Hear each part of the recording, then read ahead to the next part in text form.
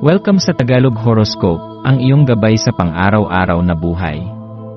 Hatid namin ang pinakadetalyadong horoscope na magsisilbing gabay mo sa pera, trabaho, pag-ibig, kalusugan, at swerte. Naway magtagumpay sa buhay ang lahat ng ating tagapakinig at subscribers sa buong mundo. Maraming salamat sa pag-subscribe at tanggapin ang siksik, liglig, at umaapaw na biyayang hatid ng Tagalog Horoscope.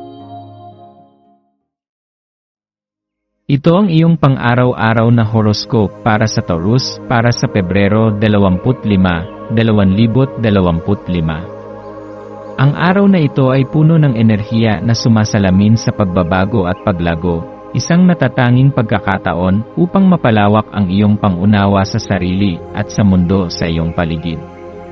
Bilang isang Taurus, maaaring maramdaman mong ang iyong likas na katangian, ang pagiging matipid, maingat, at minsan ay matigas ang ulo, ay tinutukso ng universo na lumambot at magbukas sa mas malawak na pananaw. Huwag mong hayaang pigilan ka ng iyong nakasanayan.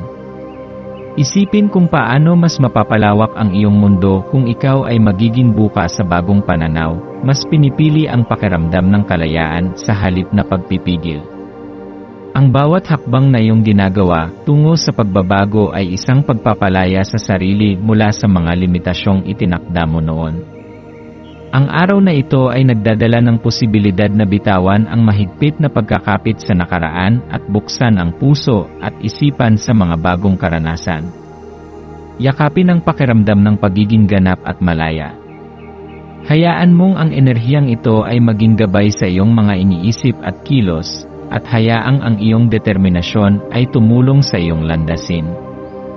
Habang ang buwan ay nasa Aquarius, nagiging mas malinaw ang iyong mga ugnayan sa iba. Ang mga sosyal na interaksyon ngayong araw ay maaaring magdala ng bago at nakakagulat na pananaw tungkol sa iyong sarili at sa paraan ng iyong pakikitungo sa iba. Maaaring mapansin mong may kakaibang pagbabago sa paraan ng iyong pakikipag-usap, kung paano ka tinatrato ng iba, o kung paano mo nararamdaman ang kanilang presensya sa iyong buhay. Ang impluwensyang ito ng buwan ay isang malakas na paalala na bagamat mahalaga ang katatagan, ang kakayahang mag-adjust at makinig sa iba ay may malaking papel sa iyong personal na pag-unlad. Ang iyong likas na kagustuhan para sa seguridad ay maaaring umapela sa iyo upang manatili sa mga nakasanayan mong paraan ng pakikipag-ugnayan. Ngunit ngayong araw ay hinihikayat ka ng universo na lumabas sa iyong comfort zone at tuklasin ang kagandahan ng pakikipagtulungan at pagbabahagi ng enerhiya sa iba. Ang mga ugnayang ito ay maaaring magbigay sa iyo ng inspirasyon at magbukas ng mga pintuan ng oportunidad na hindi mo pa nakikita noon. Ang pagiging bukas sa pakikipag-usap at pagiging sensitibo sa damdamin ng iba ay makakatulong sa iyo upang mas mapaunlad ang iyong relasyon, hindi lamang sa iba kundi pati na rin sa iyong sarili. Sa araw na ito, maaari mong maramdaman ang isang malalim na tawag upang pagnilayan ang iyong kasalukuyang sitwasyon at kung paano ito humuhubog sa iyong kinabukasan. Ang araw na ito ay isang mahalagang yugto sa iyong personal na kasaysayan, isang pagkakataon upang bitawan ang mga alinlangan sa nakaraan at yakapin ang kaliwanagan na maaaring magbukas sa iyo ng mga bagong posibilidad. Huwag mong isipin na ang paghingi ng tulong ay isang tanda ng kahinaan. Sa halip, ito ay isang patunay na may lakas sa pagkilala na ang ating paglalakbay ay hindi kailangang tahakin ng mag-isa. Ang tunay na kapangyarihan ay makikita sa iyong kakayahang humingi ng suporta, magtiwala sa iba, at bumuo ng matibay na ugnayan na may malalim na pundasyon ng respeto at pagkakaunawaan. Ang pagkakaroon ng bukas na puso at pag-iisip ay nagbibigay daan sa higit pang mga oportunidad na maaaring magpabago sa iyong pananaw sa buhay. Ang pagtanggap sa tulong ng iba ay hindi nagpapahiwatig ng kakulangan, kundi isang tanda ng pagiging matalino at bukas sa mas mataas na antas ng pag-unlad. Ngayong araw, ang universo ay nagbibigay sa iyo ng pagkakataong yakapin ang koneksyon na naghihintay sa iyong paligid. May mga enerhiya na tila nagtutulak sa iyo na maging mas bukas sa iba, na yakapin ang mga bagong ugnayan at pagyamanin ang mga dati ng koneksyon. Ang pagiging bukas sa ibang tao at sa kanilang pananaw ay maaaring magbigay sa iyo ng napakalalim na pag-unawa sa iyong sarili. Ito ay isang paalala na hindi natin kailangang harapin ang buhay ng mag-isa.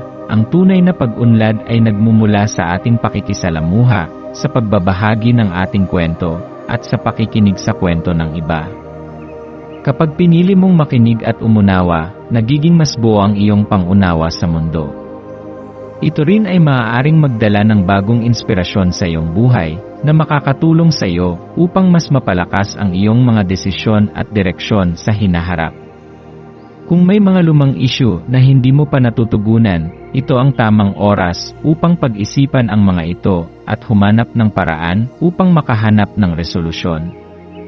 Kung may mga bagay kang iniwasan dahil sa takot o pag-aalinlangan, ngayon ay ang araw upang yakapin ang katotohanan at gumawa ng matibay na hakbang patungo sa paghilom.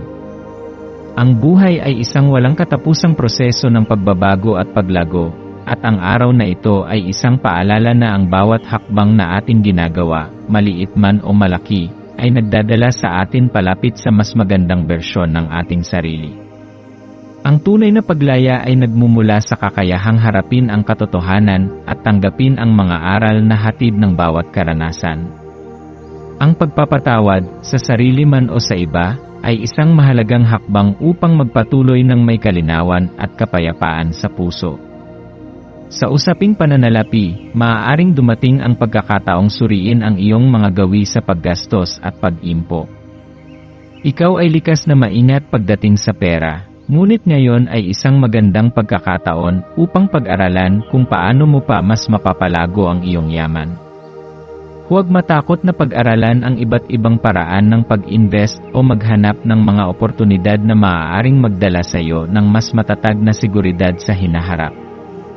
Ang pagsisikap na palakasin ang iyong pinansyal na pundasyon ay isang hakbang tungo sa mas maayos at panatag na pamumuhay. Ang pagpaplano para sa hinaharap ay magbibigay sa iyo ng kasiguruhan at magpapalakas ng iyong kumpiyansa sa iyong mga desisyon. Pagdating naman sa iyong kalusugan, ito ay isang magandang araw upang bigyang pansin ang iyong katawan at isip. Ang pag-aalaga sa sarili ay hindi lamang tungkol sa pisikal na aspeto, kundi pati na rin sa mental at emosyonal na kalagayan. Maglaan ng oras upang makapag-relax, huminga ng malalim, at gawin ang mga bagay na nagbibigay sa iyo ng kasiyahan. Ang pag-ehersisyo, pagkain ng masusustansyang pagkain, at sapat na pahinga ay makakatulong upang mapanatili ang iyong sigla at lakas. Sa pamamagitan ng balansing pamumuhay, mas magiging handa ka upang harapin ang anumang hamon na maaaring dumating. Ang pagpapahalaga sa sarili at sa iyong kalusugan ay isang mahalagang hakbang patungo sa mas masayang at makabuluhang buhay. Ang maswerteng kulay mo ngayon ay berde at kayumanggi. Ang berde ay sumisimbolo ng balanse, pagpapagaling, at kasaganahan, habang ang kayumanggi ay nagpapahiwatig ng katatagan, seguridad, at koneksyon sa kalikasan.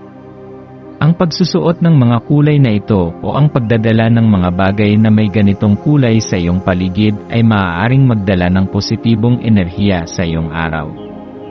Ang maswerteng numero mo ngayon ay 2, 5, at 9. Ang 2 ay sumisimbolo ng pagkakaisa at balansing relasyon. Ang 5 ay nagdadala ng enerhiya ng pagbabago at paggalugad, habang ang 9 ay kumakatawan sa espiritual na karunungan at malalim na pangunawa. Ang maswerteng gawain mo ngayon ay ang pagbibigay ng oras sa iyong sarili upang magnilay at suriin ang direksyon ng iyong buhay. Maaari mong isulat ang iyong mga iniisip sa isang journal, gumugol ng oras sa kalikasan, o simpleng umupo sa isang tahimik na lugar at huminga ng malalim. Ang paggawa ng mga bagay na nagpapasaya sa iyong kaluluwa ay makakatulong upang mapanatili ang iyong sigla at kumpiyansa sa sarili. Sa pagtatapos ng araw, pagnilayan mo ang iyong mga natutunan at maranasan.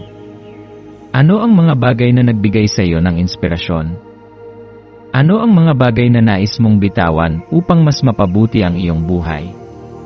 Ang bawat araw ay isang bagong simula, isang pagkakataon upang maging mas mabuti at mas matatag kaysa kahapon. Yakapin ang mga pagbabago, maging bukas sa mga bagong posibilidad, at patuloy na lumakad patungo sa isang mas maliwanag na hinaharap. Tayo ay magkaroon ng kaunting sandali upang ipagdasal ang lahat ng mga dalangin ng ating mga subscribers, na sana'y matamo nila ang kanilang mga pinapangarap sa buhay, magandang trabaho, mabuting kalusugan, payapa at masayang pamumuhay, at siksik, liglig, at umaapaw na biyaya at kayamanan. Ipinagdarasal namin ng mataimtim ang lahat ng mga komento sa nakaraang video, at hinihiling namin, Panginoon, na pagpalain mo ang ating mga subscribers ng masayang buhay sa mundong ibabaw. Maraming salamat po. Maraming salamat sa panonood ng iyong horoscope ngayon araw. Naway gabayan ka ng mga bituin sa iyong landas. Huwag kalimutang mag-like, share, at subscribe para sa iba pang cosmic na kaalaman. Hanggang sa muli, manatiling konektado sa universo.